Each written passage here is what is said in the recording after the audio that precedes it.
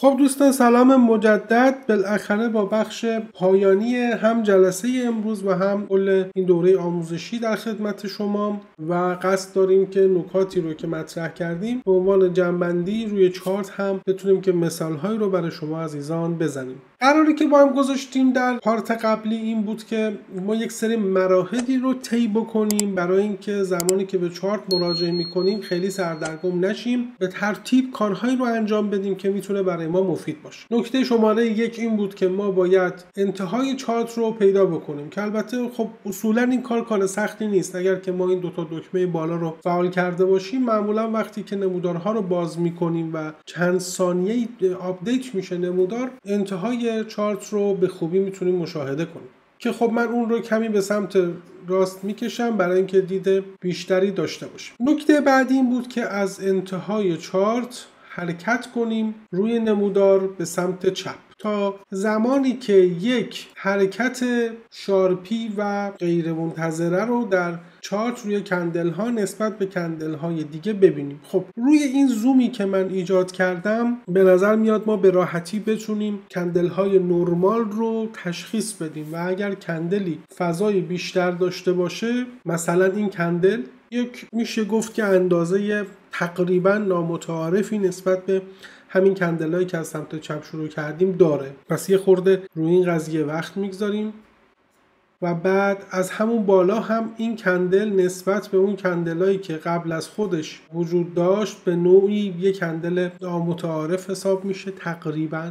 شاید بیام اینجا این کندل، من این رو هی جابجا میکنم که شما ببینید این کندل، شاید این کندل، اینها کندلای سفید یا نزولی تقریبا نامتعارف ماست. اگر بیام عقب‌تر مثلا ببینید این کندل شارپی حساب میشه، این قطعا یک کندل شارپیه و الی آخر. خب فکر میکنم منظور من رو از این که ما باید یک کندل شارپی پیدا بکنیم متوجه شدید و یادآوری هم میکنم که هر کندل شارپی در واقع همون یک روند میشه گفت مشخص در یک تایم فریم پایین تره. این رو فراموش نکنید که همین تایم روزانه‌ای که ما الان این کندل رو مشخص کردیم، اگر من بیام و اینجا رو نگاه بکنید، این بخشیه که من مشخص کردم، میبینید که وقتی که در تایم فریم های پایین تر به اون نگاه میکنیم، حرکت نهایی یک رونده. ببینید این ریزشی که اینجا اتفاق افتاد به شکل یک روند در تایم های پایین تر، حتی اگر بریم توی 15 دقیقه‌ای شاید ما اصلاح های اون رو هم بتونیم ببینیم. در نهایت مجموع این اتفاق یه حرکت ریزشی شارپ رو ایجاد کرده که ما به اون نیاز داریم و فکر میکنیم که از اون بتونیم به عنوان مناطق عرضه و تقاضا استفاده بکنیم. پس نکته اول پیدا کردن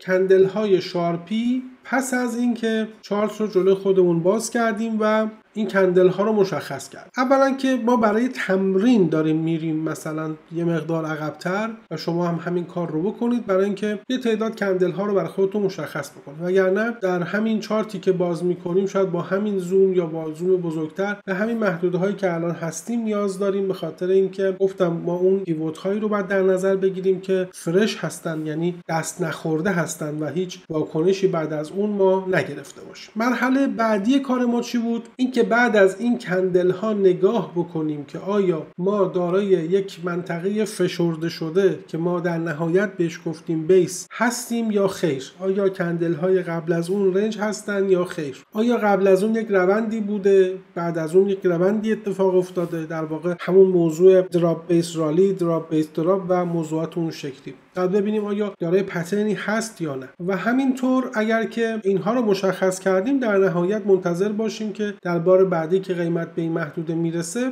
ما معامله بکنیم که البته بر اساس این نکاتی که گفتم منطقه عرضه و تقاضا رو هم ترسیم کنیم. خب این گزینه اولی که من روشن کردم اینجا، به نوعی قبل از اون یک ریزشی داریم، میتونیم بگیم که اینجا یک دراپی اتفاق افتاده، یکی دو کندل، چون مثلا نمودار روزانه است اینجا میتونه بیس ما باشه و بعد یک ریزش قوی دیگه اتفاق افتاده که ما میتونیم این رو به عنوان دراپ بعدی در نظر بگیریم. شما میبینید که بعد از اون یک بار به همین محدوده پول بک زده و بعد از اون که حرکت رو به ریزش رو انگار شروع کرده. پس ما یک سقفی داریم که فعلا اینجا بالاترین سقف ماست و یک دراپ بیس دراپی میتونیم داشته باشیم که اگر یه خورده فضای بیشتری برای پول بک به ما میداد ما میتونستیم روش حساب کنیم. گرچه که از لحاظ تمرینی تمرین بسیار خوبیه. مثلا ما بیایم اینجا و این کندل رو به عنوان منطقه عرضه، چون بار آخر ببینید ما یک کندل، چون روند ریزشی هست، آخرین کندل ریزشی که داریم و بعد از اون یک کندل صعودی، این دوتا کندل اینجا در تایم روزانه اون محدوده بیس ما رو تشکیل میدن و بعد ما میتونیم بیایم پایین ترین کلوز، این مربوط به این کندله، و بالاترین کلوز هم مربوط به این کندله، یعنی پایین ترین و بالاترین بادی رو به عنوان اون باکس رنجمون در نظر بگیریم. یعنی یه مدل از محدوده های عرضه به این شکله و اون رو با میشه گفت پهنای بسیار کمی حداقل معمولا به ما میده و اون رو به این شکل ترسیم بکنیم. اینجا اومده یک کندل پینبار توری تشکیل داده، بهش پول بک زده و ریخته و دوباره دیگه همین اتفاق افتاده و ریزش کرده.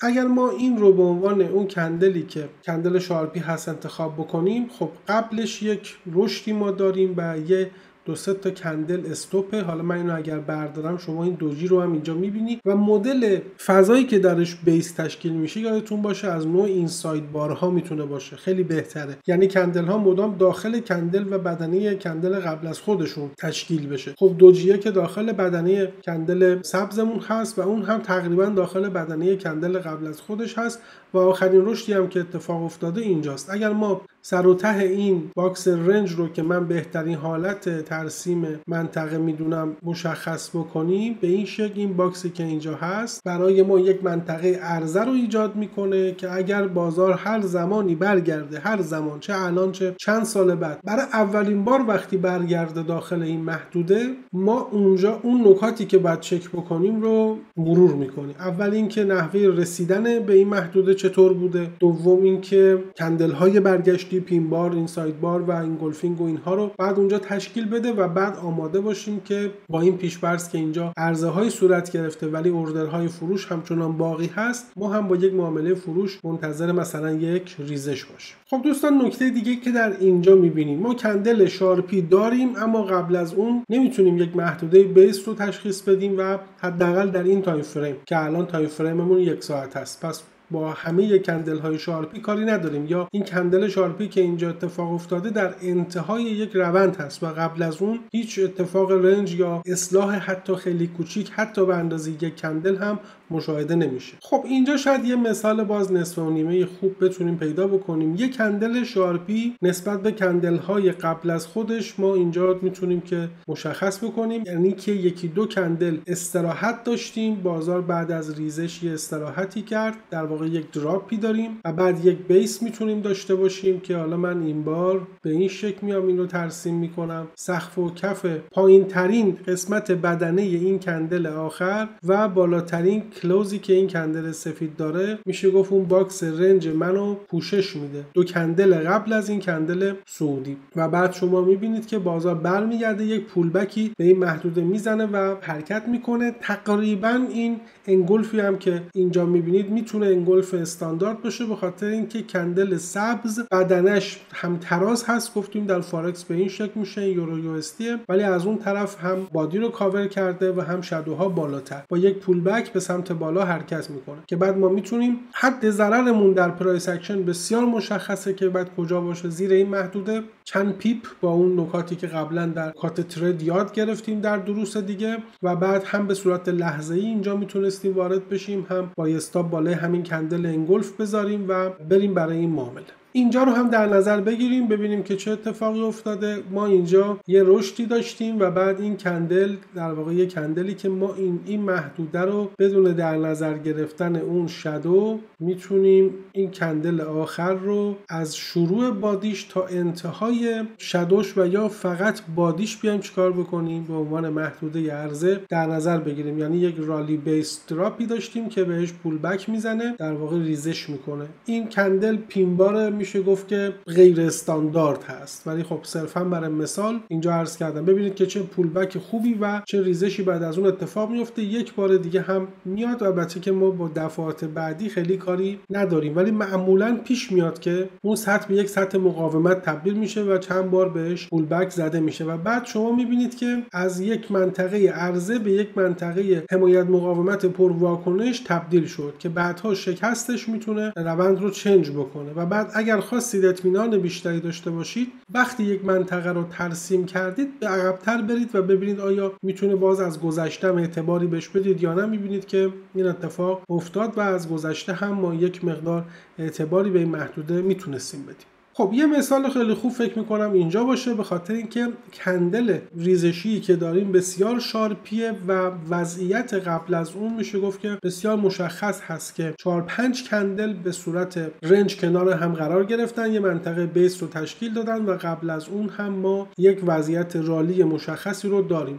اولا چون روند ما صعودی بوده، بیشتر ملاک ما این کندل آخر صعودی میتونه باشه، بیشتر میتونیم اون رو ملاک قرار بدیم.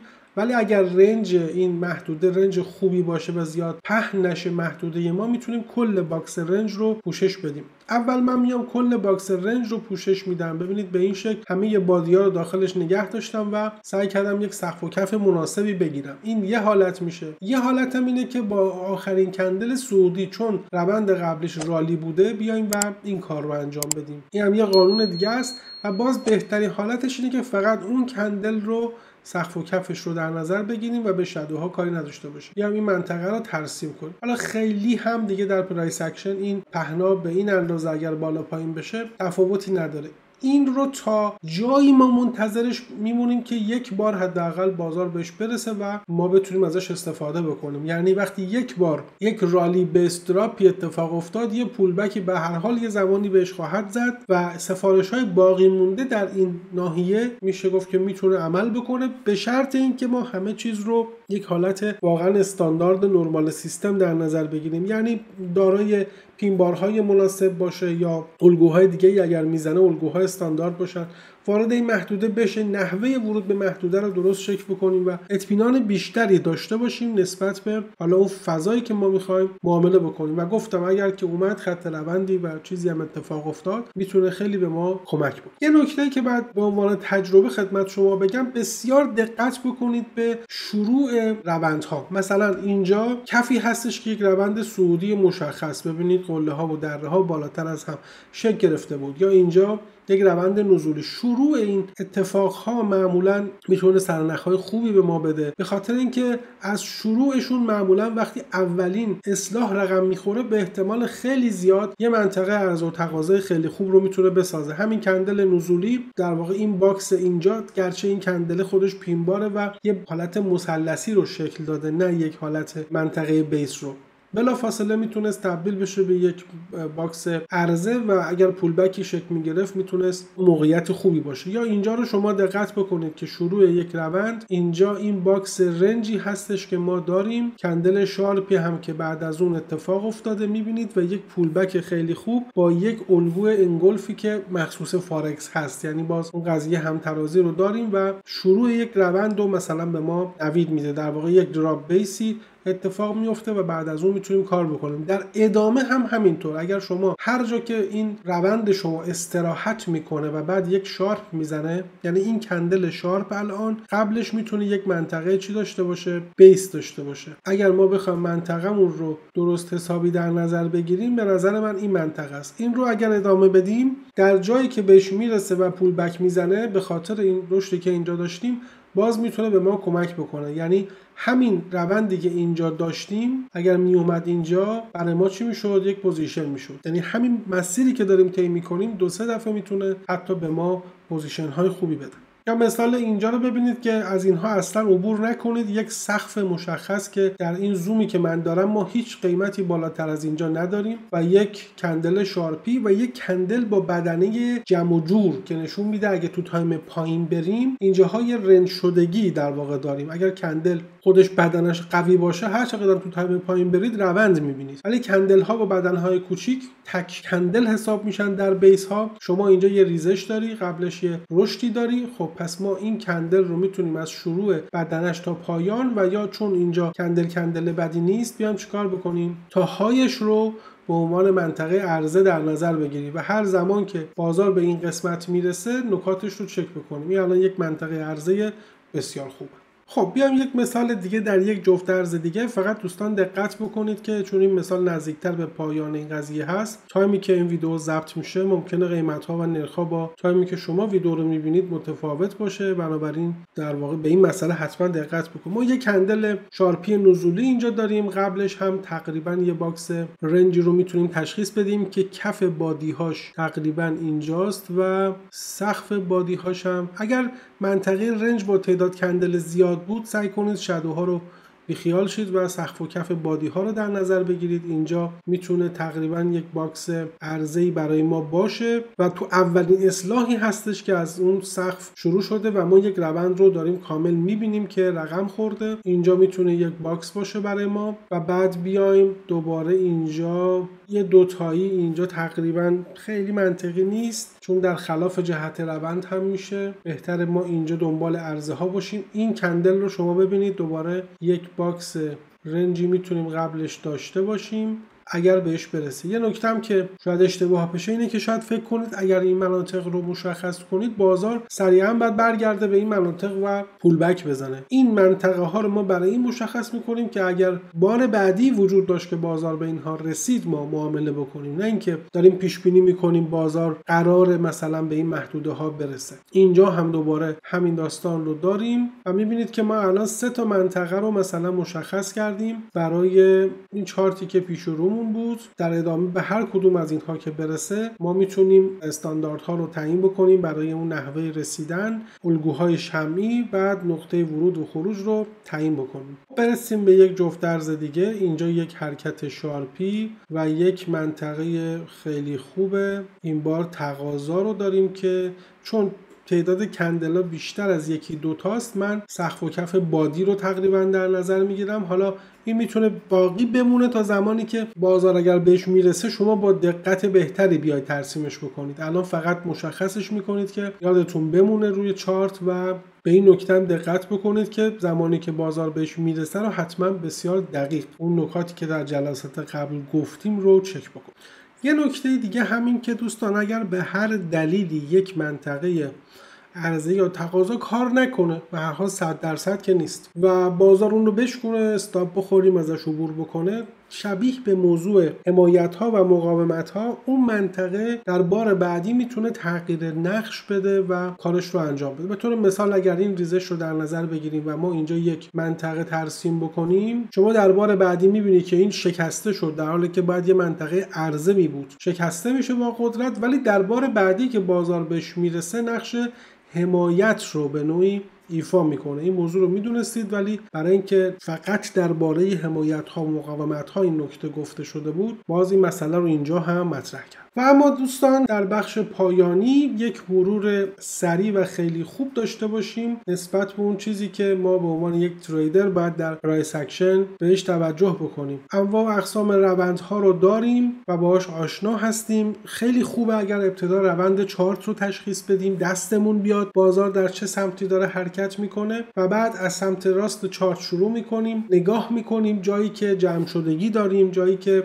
حرکات شارپی داریم، اصلاح و روندها رو از هم مشخص میکنیم و در اولین جاهایی که کندل های شارپی در کنار چند کندل قبلشون که به حالت باکس رنج در میان و یا کندلی که بدنه خیلی کمی داره و جهت رو تغییر داده و به یک پیوت تبدیل شده رو مشخص میکنیم، میریم سراغ این که بخوایم به طور مثال اینجا میریم که ما این باکس رو ترسیم میکنیم، آماده میشیم برای دفعات بعدی که در واقع بازار بهش پول بک بزنه و در شرایطی که پول بک اتفاق میفته نحوه این رسیدن چارت در اون 7-8 کندل آخر حداقل آیا در واقع به این شکل میرسه، به شکل شارپ میرسه و وقتی میرسه آیا از حداقل اون 3 دسته کندل اصلی که ما در پرایس اکشن قبولشون داریم، مخصوصا دسته پین بارها و مخصوصا اینکه این الگوها هم یه مقدار استاندارد باشه. البته در فارکس تا 20% میشه اغماس کرد استاندارد بودنشون رو. ما دیگه درنگ نمی‌کنیم و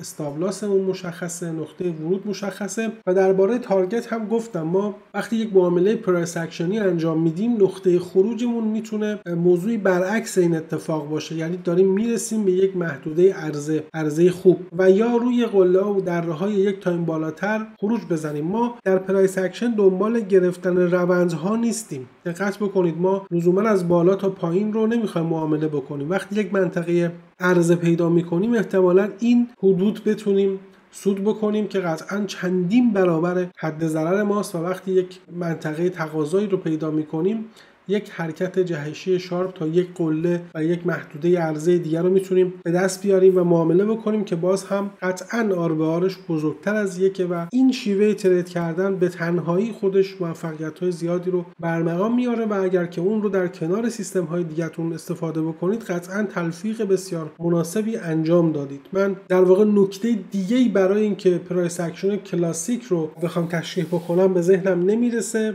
و همه اون نکات که در تکنیکال هم یاد گرفته بودید، اما اینجا به شکل پرایس اکشنی و بدون استفاده از ابزارها و حتی ابزارهای ترسیمی، یعنی من اگر دقت کرده باشید خیلی هم رو خط روند و اینها هم حتی تاکید نکردم، برای اینکه نگاهتون به چارت عوض بشه و بدونید که هر چی هست واقعا تو همین رفت و برگشت ها، تو همین نوسان ها، تو همین پول بک ها، دیدن چشمی روند، کندل، پین بارها و واقعا باقی ماجرا به همین شکل و میشه تو این بازار هم به این شکل سود کرد. امیدوارم واقعا این درس براتون مفید باشه و بتونه تو روند معاملاتی شما تاثیر مثبت رو بذاره. خوشحالم که در خدمتتون بودم. وقتتون بخیر عزیزان. خدا نگهدار.